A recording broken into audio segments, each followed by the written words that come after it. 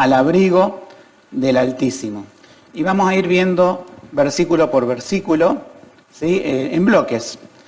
El bloque que, para que uno pueda saber la estructura del mensaje de hoy, vamos a ver que el versículo 1 y 2 nos habla de la posición del creyente en Cristo.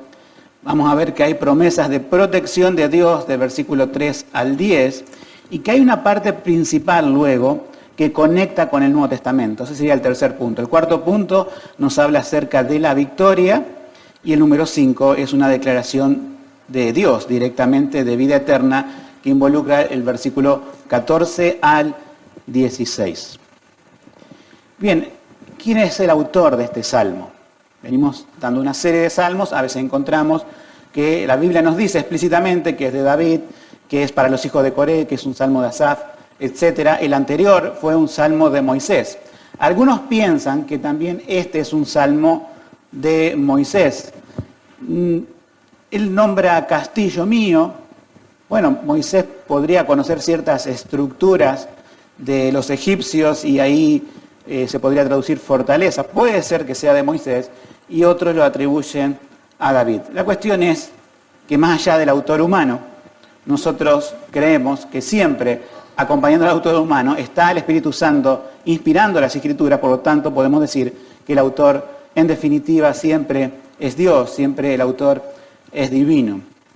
Ahora, este salmo es muy conocido, no lo cantamos en nuestra iglesia quizás directamente, sí está su espíritu, podemos decir, dentro de muchos himnos, pero es un salmo muy conocido de protección de Dios. El Salmo 90, si recuerdan, comienza similar a este, pero luego está el enfrentamiento de los pecados que hace Moisés con respecto al pueblo que había, ¿no es cierto?, abandonado muchas veces al Señor. Pero en este nos habla de una victoria, ¿sí? Ahora, quería hacer una introducción un poquito más larga, porque es importante que ustedes en sus casas, al leer un salmo o al leer una porción del Antiguo Testamento, ya sea de un libro, podemos decir, de historia y narrativo, como podemos ser Génesis, o pueden estar leyendo algo de profecía, ¿sí?, como Isaías, o pueden estar leyendo algo poético, como Salmos. El éxito de los líderes de la iglesia, de un pastor, es que la gente, ¿sí?, no dependa de nosotros en la interpretación de la Escritura. Por supuesto que Dios pone maestros en la iglesia para que vos vayas y le preguntes cuando, podemos decir, ya no le encontrás alguna explicación al texto. Pero la idea es que no siempre estén preguntándonos, sino que ustedes mismos, con las herramientas que se le dan acá, puedan ser capaces de interpretar correctamente la Escritura en su lectura diaria. Porque si no lo hacen así, todos desfalleceríamos de alimento espiritual, porque comería solamente los domingos y el resto de la semana no sabríamos qué estamos leyendo y cómo aplicarlo a nuestra vida. Hay una palabra que no quiero complicarlo en un mensaje, quiero ser sencillo, pero con que diga la palabra no quiere decir que no voy a ser sencillo en la explicación. Hay una palabra que se llama hermenéutica. La habrán escuchado por ahí. ¿Sí? Los pastores tenemos que estudiar hermenéutica. Hermenéutica bíblica, ¿sí? ¿Qué quiere decir interpretar un texto? Y si yo interpreto bien un texto, aplico bien un texto. El problema con este salmo y con otros, y con otras porciones de la Escritura, es la mala interpretación, por lo tanto, la mala aplicación que hacen las personas, y especialmente la iglesia evangélica. ¿Sí? Y lo que voy a decir ahora es una regla quizás para todo el Nuevo Testamento, pero también en esta iglesia recordamos que se ha estudiado, ¿sí?, cómo encarar, por así decirlo, los libros poéticos. Habíamos visto el paralelismo que existe en hebreo, ¿sí?, que ahora no lo vamos a repasar, pero hemos visto que tiene sus particularidades y que uno no puede agarrar un versículo solo y hacer de ello un mensaje, sino que tiene que tomar todo el Salmo y el Salmo a la luz de toda la Escritura. Ahora, les voy a decir las formas equivocadas, porque esto se ha usado, este Salmo especialmente, en este tiempo, que ya finalizamos de pandemia y ahora se vienen otras cosas como a las puertas de la Tercera Guerra Mundial, o sea, no salimos de una y nos metemos en otra, por así decirlo, Y la gente va a seguir aplicando mal este salmo. Y sobre todo con un tiempo de pandemia donde hubo un virus a nivel mundial, muchos han intentado aplicar este salmo de la manera incorrecta. Le digo las maneras incorrectas que tiene el mundo, porque las he también estudiado, aparte de saber la manera correcta. La interpretación, antes de explicar las maneras incorrectas, hay dos formas de interpretar esto. Literalmente, o sea, ninguna plaga tocará tu morada, ni el coronavirus va a entrar. Literal eso. Espiritualmente, ¿sí? De decir, alegóricamente, es decir, no es un cumplimiento literal, sino que se refiere a la vida espiritual. Nada te va a afectar espiritualmente. No hay esas dos formas simplemente, hay una forma bíblica, y eso es lo que le quiero mostrar esta mañana. Porque decimos, ¿hacemos todo literal? Y caemos, ahora vamos a ver en qué. O alegorizamos todo, hacemos todo espiritual y nos estaríamos perdiendo algunas cosas del texto bíblico.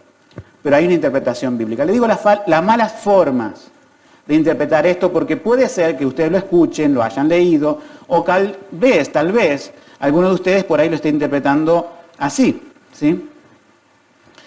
Hay una rama que vamos a llamarlo de incrédulos esotéricos, que uno puede poner en internet y escuchar esto del Salmo 91, donde dice que es un salmo como un conjuro de protección.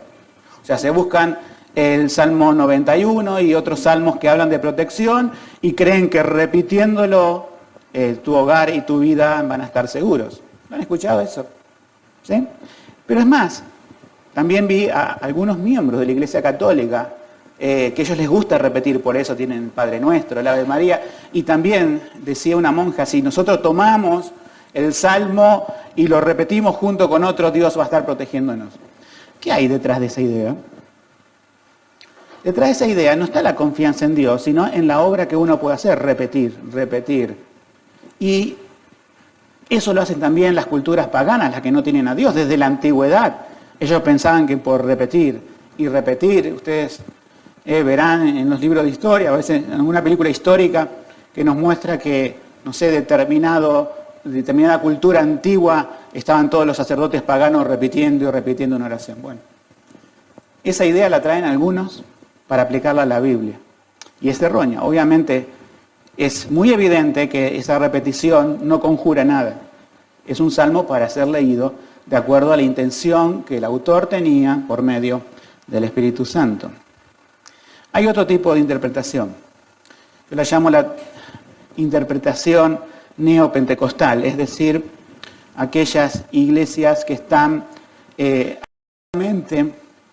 con una doctrina que se llama la confesión positiva, donde si vos lo proclamás, lo creés, se tiene que cumplir. Y la interpretación neopentecostal lo que hace es tomar literalmente,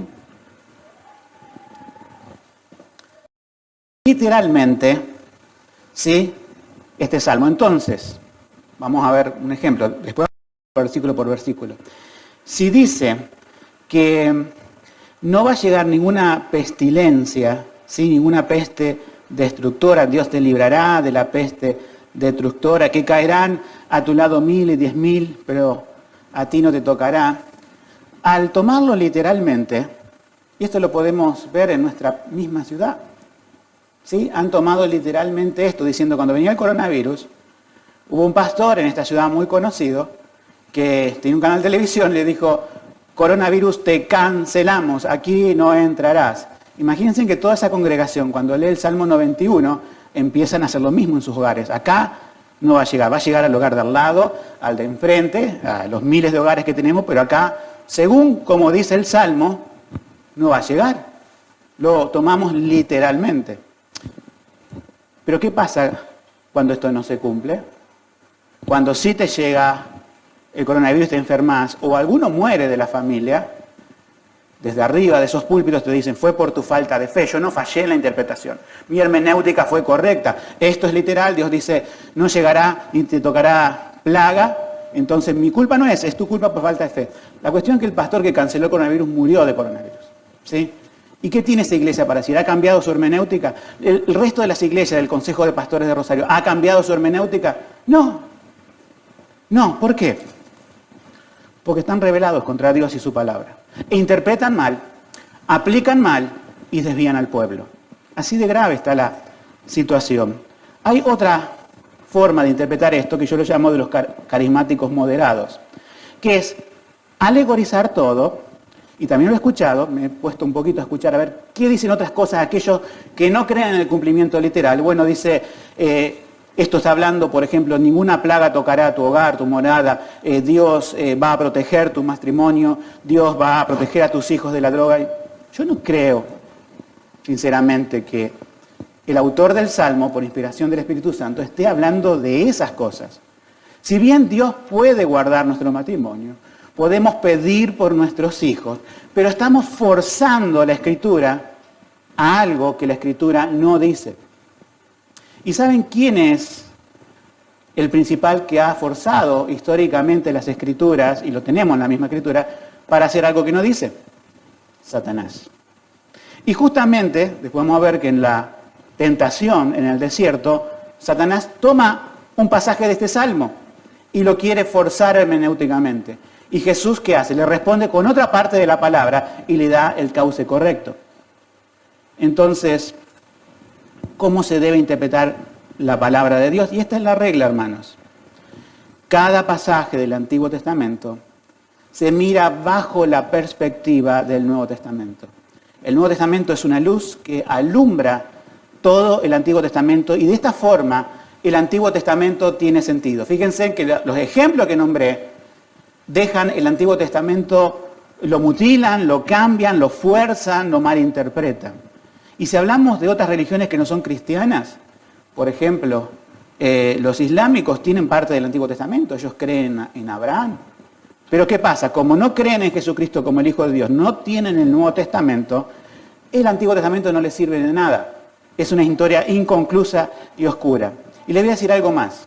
Aquellos que tienen en alta estima a los judíos, porque son, dicen, el pueblo de Dios, que tiene la palabra de Dios y que saben interpretar muy bien, ellos no saben nada del Antiguo Testamento. Uno dice, algún rabino me va a escuchar y va a decir, no, porque si todas las profecías del Antiguo Testamento, todas las simbologías del Antiguo Testamento no se cumplen en el Mesías, que es Jesucristo, realmente no sabes nada del Antiguo Testamento. Es simplemente un libro de texto aplicado nacionalistamente. Y lo he escuchado también a un rabino predicar sobre el Salmo 91. ¿Y qué es lo que hace un rabino?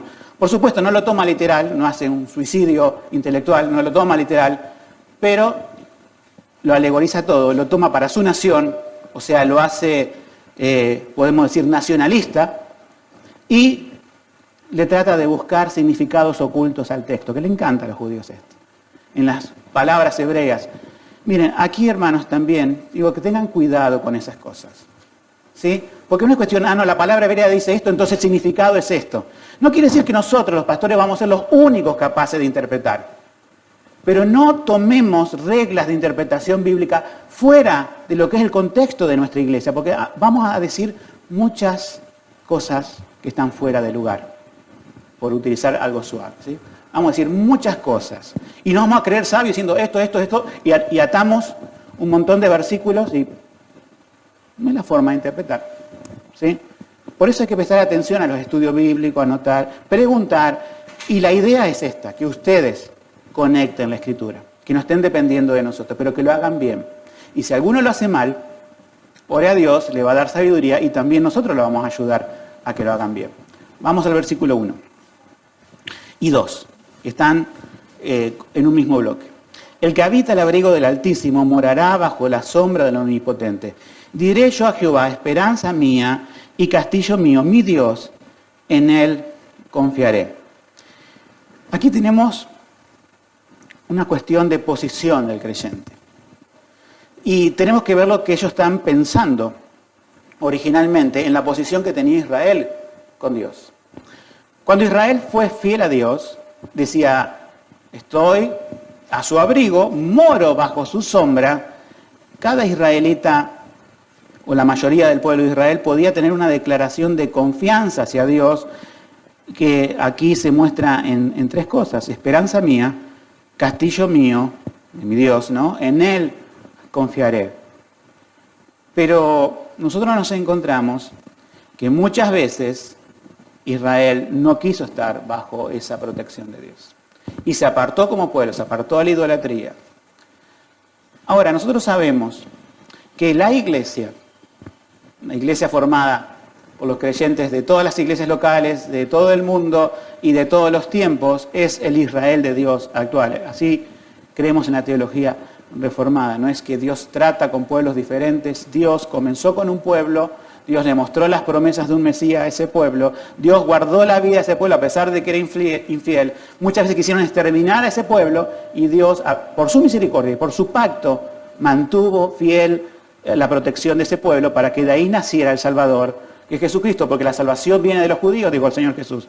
Pero una vez que el Señor nació, murió, resucitó, ascendió, Él cuando estuvo en la tierra dijo, esta nación ha rechazado mi palabra, ¿sí? Y será destruida. Y ocurrió eso en el año 70.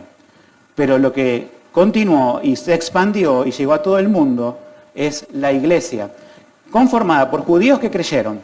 O sea, Dios no desechó a su pueblo. Judíos creyeron en el Evangelio. Este es el Mesías del cual dicen las Escrituras.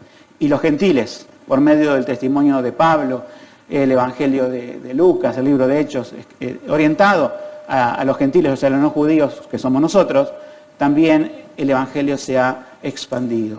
Entonces, la iglesia de Cristo, todo aquel que cree en el Señor Jesucristo como su Salvador, está en la posición del versículo 1. Habita al abrigo del Altísimo. Y es una figura poética. Uno se pregunta, sombra, ¿Dios puede proyectar su sombra? ¿Qué hay más arriba de Dios? No hay nada arriba de Dios. Es algo netamente poético, ¿no? Pero es como que aquel que está en Dios, en Cristo, está la protección de Dios espiritual sobre esa persona. ¿Por qué enfatizo espiritual? Porque ahora vamos a ver que no podemos tomar literalmente, pero tampoco alegorizar todo lo que sigue de este. Estamos en el versículo 1 y 2, que nos habla de esta posición que tiene solamente el creyente, ¿sí?, que está en Cristo. Ahora, hay algo complicado también en este salmo, pero se lo explico para que les sea sencillo.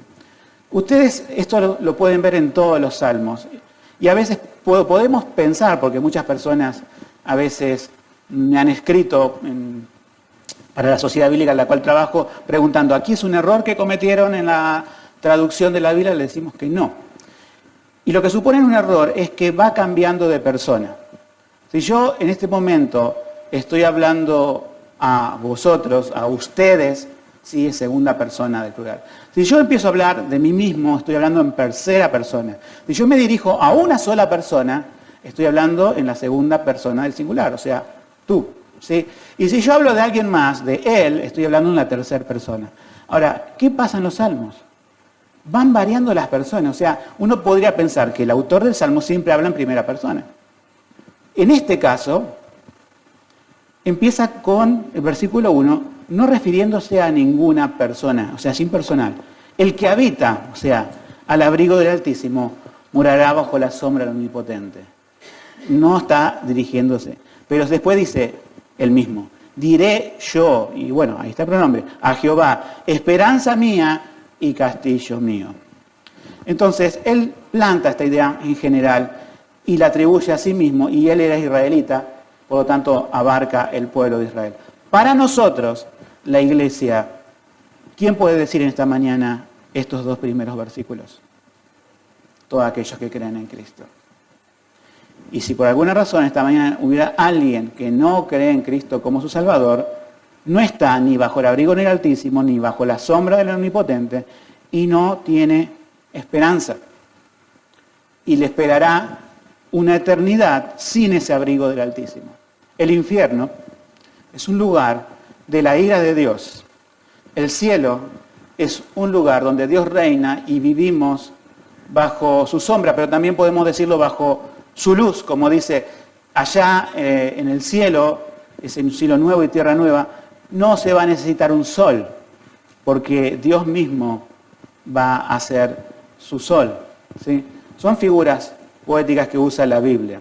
Pero sabemos que el versículo 1 y 2 era para los israelitas, que eran fieles a Dios y que se amparaban bajo Él, y es para la iglesia que por la gracia de Cristo, por su salvación en la cruz, es que ahora de estar desamparados y bajo la ira de Dios, ahora gracias a Cristo nos ponemos en la gracia de Dios y Él es nuestro refugio. ¿Sí? También se interpreta el abrigo como un refugio, como un refugio de roca sólida, podemos decir. Vamos a un segundo bloque que va del versículo 3 al 10, que son estas promesas. ¿Y cómo dijimos a interpretar estas promesas? Bíblicamente, pero no literalmente. Vamos a repasarlas, ¿sí? Pues Él te librará del lazo del cazador y de la peste destructora. La Biblia hace muchas menciones a los lazos de las aves. Este es un lazo para ave, ¿sí? Que el pajarito zafó del lazo, no fue preso y voló bajo la protección de su madre, que extendía las alas y se podía refugiar ahí dentro. Bueno, esto es una figura de lo que Dios ha sido con Israel durante siglos, pero que también Israel cometió el pecado de rechazar esa protección de Dios que le ofrecía. Nosotros estamos en una posición diferente a la de Israel. Cristo nos salvó y estamos bajo la protección de Dios. También podemos a veces ser rebeldes y Dios nos guarda de muchas cosas, pero la Biblia dice no tentarás al Señor tu Dios, como vamos a ver ahora que dijo Jesús.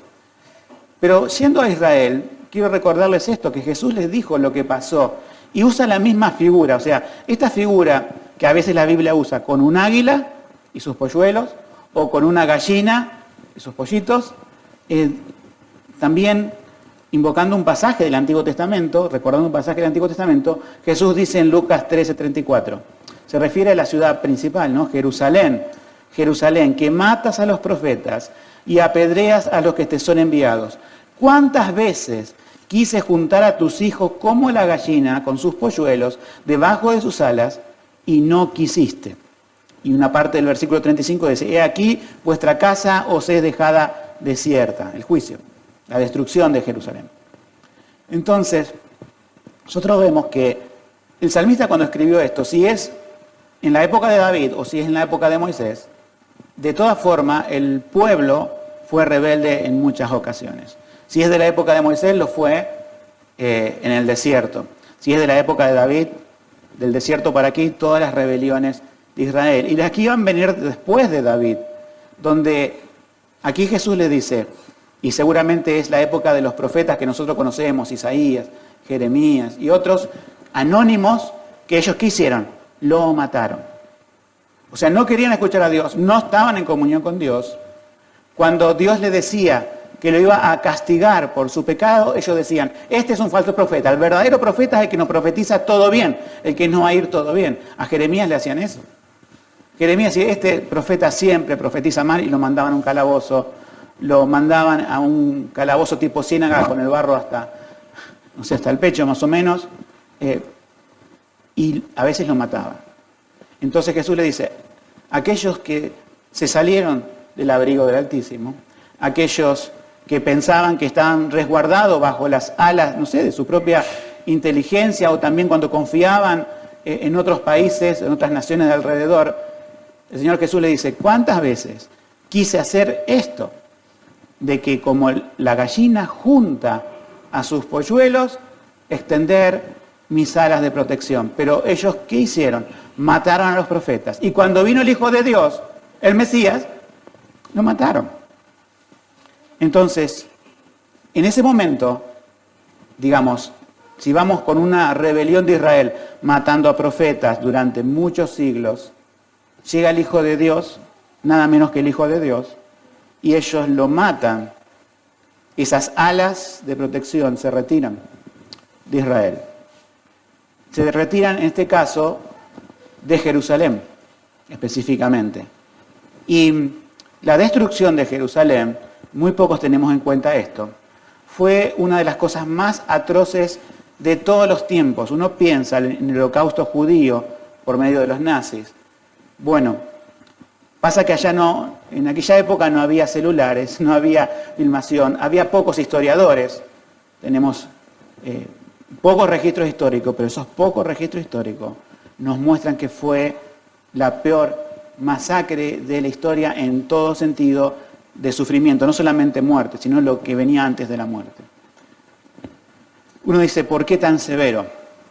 Ellos decidieron decir, no estamos bajo el abrigo del Altísimo, crucifícalo, le dijeron a Jesús, no tenemos otro rey que César, se pusieron bajo el ala de este mundo. Y al ponerse bajo el ala de César, el mismo César mandó a exterminar a los judíos en el año 70. Por supuesto, Jerusalén, los que huyeron, como dice el Señor Jesús, en Mateo 24 se salvaron. Huyeron de ahí antes de la destrucción. El Señor Jesús dijo, este templo que está en el centro de Jerusalén, que ustedes aprecian tanto, no quedará piedra sobre piedra. ¿Sí? Entonces, volviendo al tema del Salmo, ellos rechazaron la protección que nos muestra este Salmo 91, ¿sí? Satanás, como podemos decir también, como aquel que está en contra de la iglesia, como el cazador, así se presenta. El diablo anda como león rugiente buscando a quien devorar. De cazarnos, ¿sí? Dios puede librar a su iglesia porque dice que Satanás no va a prevalecer contra ella. Hay pestes destructoras y déjenme decirles que lo que sigue, ¿sí? No tendrás temor de pavor nocturno, el 5, ni de saeta que huele de día, ni de pestilencia que ande en la oscuridad, ni de mortandad en medio que el día destruyas. Caerán a tu lado 1000 y 10.000 a tu diestra, mas a ti no te llegará. Uno dice, bueno, hoy no podemos tomar literal ese cumplimiento, y ahora vamos a ver por qué. Pero sí ha tenido cumplimiento literal. Y digamos, dejamos abierta la puerta, sí puede tener cumplimiento literal si Dios así lo desea. ¿Sí? Porque vamos a recordar cuál es la mayor ilustración de ese versículo que acabamos de leer, caerán 1000 de un lado, 10.000 del otro. ¿Cuál es la mayor ilustración bíblica de eso? Por eso se atribuye a Moisés. Las plagas de Egipto. Las plagas de Egipto es muy notorio, que a veces, pensamos, Dios envió ranas, envió moscas, y los israelitas no tenían problema con eso, era un milagro. O sea, nosotros pensamos, todo lo que le molestó a los, podemos decir, a los egipcios con eso, pero hay una de las plagas, no la última, pero otra, que es la plaga de oscuridad, que a mí me llama mucho la atención. Porque algunos podrán decir, pasa que los israelitas, como sabían de estas plagas, mantenían cerrada la puerta y no entraba ningún bicho. ¿Y cómo hace para que no entre la oscuridad y las tinieblas? Ellos no se veían unos a otros, no sé qué habrá sido eso, Dios lo sabe, pero la plaga de oscuridad que Dios mandó y que Moisés advirtió, no se veían unos a otros, pero dice, en el hogar del pueblo judío había luz. Eso es algo sumamente, digamos, que te asombra, pero hay algo que te asombra más, y que ahí se cumple esto que dice caerán, porque ¿qué pasó con los primogénitos? La última plaga, la 10ª plaga, Dios dijo, mataré el hijo primogénito de cada familia, a no ser, porque eso incluía a los israelitas, si ellos no lo hacían, que con la sangre de un cordero pinten la parte superior, el dintel de la puerta y sus postes, o sea, como dibujando la puerta con sangre de un cordero. Cuando vino el ángel destructor de Dios, todas las personas que estaban dentro de esa casa con la puerta pintada con sangre en su contorno, ahí no murió ningún primogénito. Pero en el resto de los egipcios cayeron 1000 a un lado, 10.000 del otro, podemos decir, en el sentido figurado, aunque fue literal en ese momento, que fueron miles, pero vos en una casa tenés algunas decenas, morían ellos y los israelitas no morían. O sea que el que escribe este salmo vive la propia historia de Israel, donde Dios siempre, de manera sobrenatural, los salva de un exterminio. Dios siempre de forma sobrenatural los salva de un exterminio. Y ustedes saben que la iglesia también ha tratado de ser exterminada y lo va a tratar de nuevo este mundo, pero en los primeros siglos fue mundialmente la persecución de la iglesia, ¿sí? Y podemos decir que humanamente podrían haber hecho desaparecer a la iglesia, ¿Y cuántos creyentes en aquel tiempo habrán recordado el Salmo 91? Porque si no tenían el Salmo 91 incorporado, no podían salir ni a la puerta, no vivían sus vidas, no predicaban más a nadie por miedo a que la persona a la que le esté predicando sea alguien del Imperio Romano que te denuncie y te termine enviando al Coliseo. Dios ha dado valor a su iglesia y Dios ha preservado físicamente a su iglesia a través de los tiempos. O sea que también tiene en parte una aplicación literal. Ahora, para nosotros, la aplicación espiritual. Como sabemos, no cometemos ese error que Satanás quiere que cometa, como un pastor dijo, Satanás quiere que interpretes mal la Biblia. Imagínate la gente que interpretó literalmente este salmo en el tiempo del coronavirus y se enfermó o se murió alguien. ¿Qué pasaría con esas personas? Se desilusionan de Dios. Dice, Dios no cumple sus promesas. Y algunos se ocuparían a sí mismos y se pegarían en el pecho. No he tenido mucha fe. Las dos formas son desastrosas espiritualmente. Pero nosotros sabemos, ¿no es cierto?, que es un salmo que al ver toda la historia de la redención, ver la historia en el Antiguo Testamento, ver la historia que Dios ha dado a su iglesia, no está en la Biblia esa persecución, porque la Biblia se terminó de escribir en el año 100, pero las persecuciones que vinieron hasta el año 300 y algo, ahí al comienzo, están en los libros de historia y vemos la mano de Dios guardando literalmente a su pueblo. Y lo veremos también en el tiempo del fin. Ahora, espiritualmente, este es un salmo que nos tiene que hablar de la confianza en Dios y que nosotros tenemos que poner nuestra confianza para vivir una vida de dependencia de Dios. Estamos viviendo tiempos difíciles, como dije, salimos de una pandemia, o no sé si esto seguirá de alguna forma, no lo sé, Dios lo sabe. Ahí está la cuestión, Dios lo sabe. Para decirle algo muy práctico y visible, quizás no todos ustedes escuchen, por razones de tiempo, la política internacional o los sucesos internacionales. Pero esta semana estuvo ardiendo una parte de uno de los mayores reactores nucleares de toda la zona de Europa. O sea, ustedes recordarán, algunos que tienen más años, en Chernobyl, lo que pasó, y estaba ahí también, muy cerquita de este reactor, nada más que en aquel tiempo, hace varias décadas atrás, era muy pequeño. Este es, no sé, creo que más de 10, 15 veces ese reactor cuando, y si funciona a toda potencia. Bueno, la cuestión es que lo apagaron al incendio. ¿Quién se le ocurre bombardear un reactor nuclear? Bueno, a esta gente se le ocurre. Nadie lo ha hecho en la historia. Han hecho algo históricamente imposible, pero no explotó.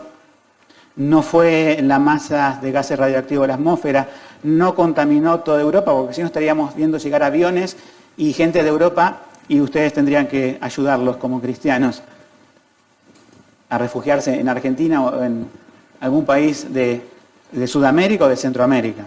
No ocurrió, no sabemos qué va a ocurrir, pero ustedes escuchan Tercera Guerra Mundial, guerra atómica. Nosotros sabemos, a diferencia del que no cree en Dios, que Dios tiene el control sobre la historia, que Dios guarda a su pueblo para que predique el Evangelio a todas las naciones antes que venga el fin, ¿sí? Y que todas las cosas que pasan, sea del coronavirus, sea cualquier ejército del mundo que se le ocurra invadir un país y provocar a todos los demás, todo está bajo el control de Dios. Estoy hablando de las cosas macro, o sea, de las cosas grandes, aún de las pequeñas cosas, de las que nos preocupamos en la semana, de que no sabemos si llegamos a fin de mes en el sentido económico, que no sabemos cómo va a ser nuestra perspectiva laboral, si vamos a perder nuestro trabajo, otros buscando trabajo, si lo van a conseguir, otros cómo saldrá, podemos decir, el examen médico, cuáles serán sus resultados. Este salmo viene a recordarnos esto: estás bajo el abrigo del Altísimo, estás bajo la sombra del Omnipotente. Y aparte de todo esto que estamos diciendo, vamos a conectarlo con lo que yo pienso, y muchos también piensan, que es casi un pasaje paralelo, no exactamente, del Nuevo Testamento, pero que este pasaje del Nuevo Testamento nos arroja toda la luz que se necesita sobre el Antiguo Testamento, sobre el Salmo 91 y sobre salmos similares, para no caer en ese error de interpretarlo literalmente. Y me estoy refiriendo al pasaje conocido de Romanos 8, lo cual podemos leer algunos versículos. Vamos a leer el 35. ¿Quién nos apartará del amor de Cristo? ¿Quién nos sacará debajo de la sombra del Omnipotente? Hace una serie de juego de palabras, ¿no? Diciendo tribulación, angustia, persecución, hambre, desnudez, peligro o espada. Todo eso presupone una respuesta negativa. Nada nos puede separar de estar bajo el abrigo del Altísimo. O sea, nadie nos puede separar que ese abrigo del Altísimo, ¿sí?, fue fundado sobre el amor de su Hijo Jesucristo por su pueblo, que somos nosotros. Al decir nadie nos separa del amor de Cristo, incluye que nadie nos separa de la protección de Dios eterna. ¿Sí? Entonces, pero fíjense en la perspectiva del Nuevo Testamento. ¿Te dice que no vas a sufrir? Cuando el apóstol Pablo dice esto, ¿sí?, diciendo tribulación, ¿la iglesia tuvo tribulación? ¿Tuvo persecución? ¿La iglesia estuvo angustiada? Sí. ¿Tuvo persecución? ¿Tuvo hambre? ¿Tuvo desnudez? ¿Tuvo peligro? Y tuvo espada. Lo mataron. La iglesia sufrió todo eso. Vean lo claro que se ve aquí el engaño, por así decirlo, hermenéutico de interpretación de la iglesia evangélica de hoy, donde todas las promesas del Antiguo Testamento la ponen literalmente.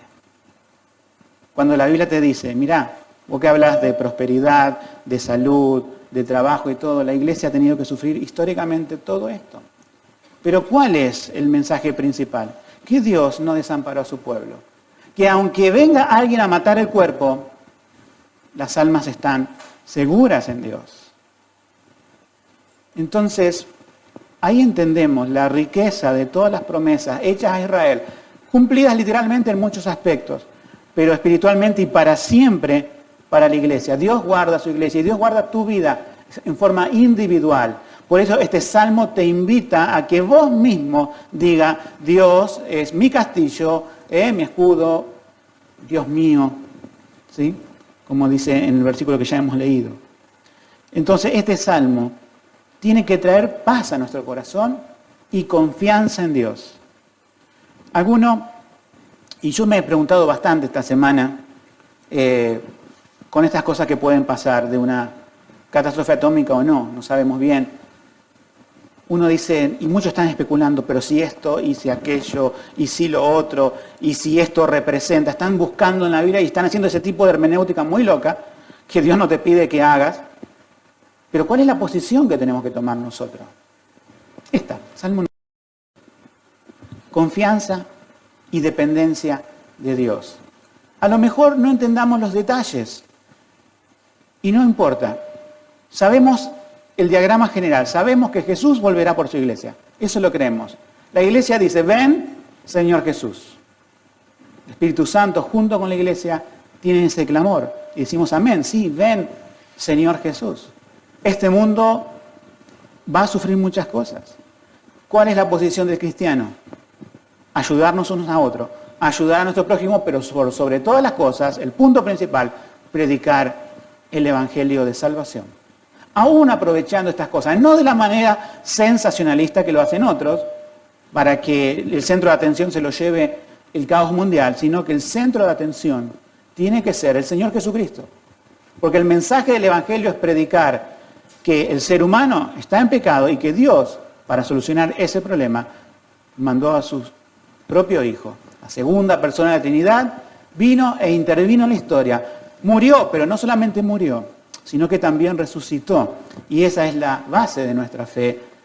Y ese es el mensaje en sí del Evangelio, hablar de Cristo, lo que Él hizo, su resurrección, y que, bueno, Él también volverá. Entonces, luego de conectar esa parte de Romanos, vamos al punto 4, que es la victoria, que es muy breve, ¿no? Versículo 13, pero que nos habla de victoria. Sobre el león y el áspid pisarás, hollarás al cachorro del león y a la serpiente.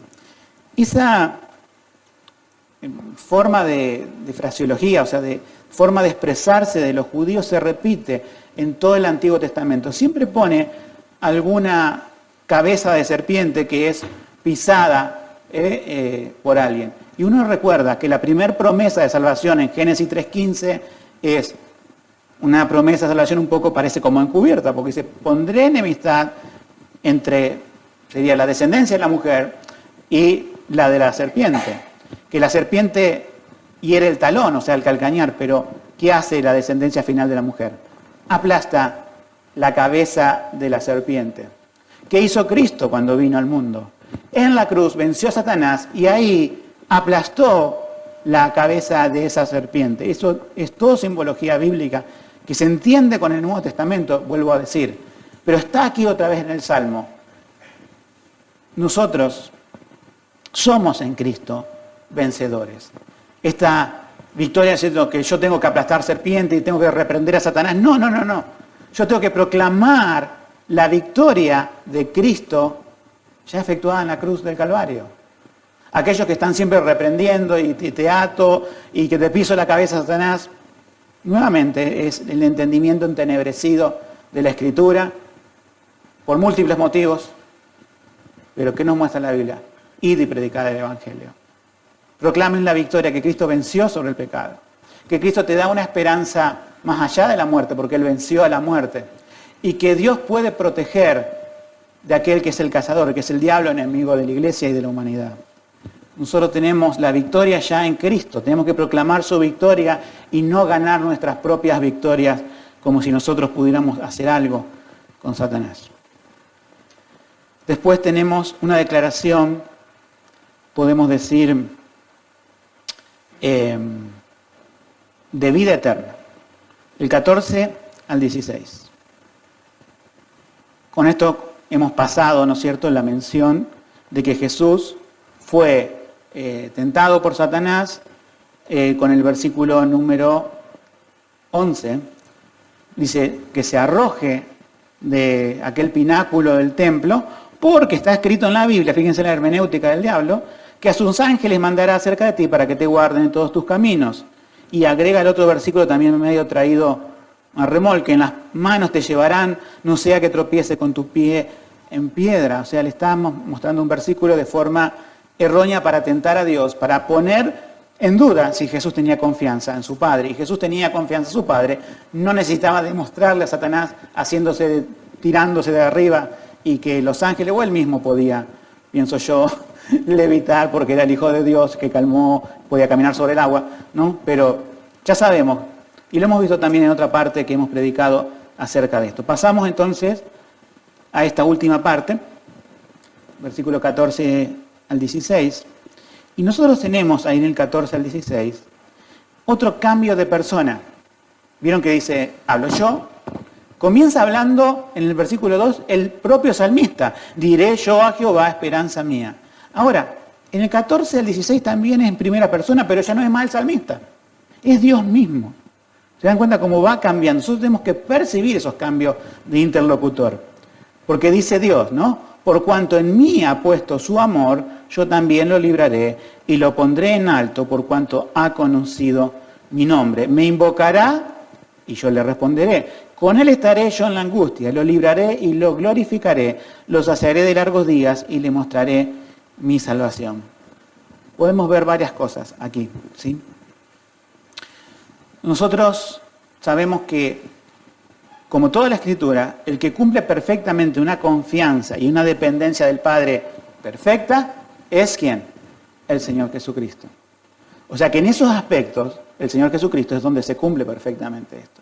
Pero también, así como Él confió en su Dios, como le dijo que pase de Él el episodio de la cruz, no como Él quiere, como Jesús mismo podía pretender, sino como el Padre le había planeado, ¿sí? Al decir, pasa de mí esta copa, no como yo quiero, sino como tú quieres, nos demuestra la confianza y la dependencia absoluta de Dios antes de ir a la cruz, y que se mantuvo esa confianza al estar en la cruz.